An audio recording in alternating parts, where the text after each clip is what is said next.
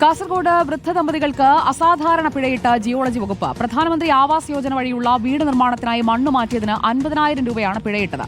ബളാൽ സ്വദേശിയായ തങ്കമണിയുടെ കുടുംബത്തോടാണ് ജിയോളജി വകുപ്പ് പിഴയടയ്ക്കാൻ ആവശ്യപ്പെട്ടത്. വർഷങ്ങളായി സർക്കാർ ഓഫീസുകൾ കയറിയിറങ്ങിയാണ് ബളാൽ കുളത്തുങ്കാൽ സ്വദേശി തങ്കമണിക്ക് PMAY പദ്ധതിയിലൂടെ വീട് ലഭിച്ചത്. 6 മാസം മുൻപ് ആരംഭിച്ച പണി തുടങ്ങുന്നതിനിടെയാണ് ജിയോളജി വകുപ്പിന്റെ ക്രൂരത. വീടിന് പിറകിൽ ചെരിഞ്ഞ ഭൂമിയായതിനാലാണ് നിരപ്പാക്കാൻ മണ്ണ് നീക്കിയത്. നീക്കിയ മണ്ണ് 50 മീറ്റർ അകലെയുള്ള പറമ്പിലേക്ക് നിക്ഷേപിക്കുകയും ചെയ്തു. എന്നാൽ വീട് പണി പുരോഗമിക്കുന്നതിനിടെ ജിയോളജി വകുപ്പ് പിഴയുമായി എത്തി. 8 സെന്റ് സ്ഥലം, ആ സ്ഥലത്തിൽ വീടെടുക്കേണ്ടതിന് വേണ്ടിയിട്ട് എടുത്തത്. അപ്പോൾ ആ മണ്ണ് അപ്പുറം ഇട്ടു.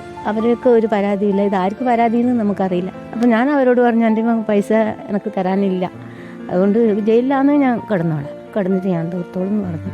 ബളാൽ പഞ്ചായത്ത് ഓഫീസിന് സമീപമുള്ള ചെറിയ വാടക വീട്ടിലായിരുന്നു ഇത്രയും കാലം ഗോവിന്ദനും തങ്കമണിയും താമസിച്ചിരുന്നത്. വീട് പണി പുരോഗമിക്കുന്നതിനിടെയാണ് ജിയോളജി വകുപ്പ് പിഴയുമായി എത്തിയത്. നിർധനരായ കുടുംബത്തിന് പിഴയടയ്ക്കാൻ ശേഷിയില്ല. ഒരു വീടെന്നുള്ളത് കാലങ്ങളായി തങ്കമണിയുടെ സ്വപ്നമാണ്.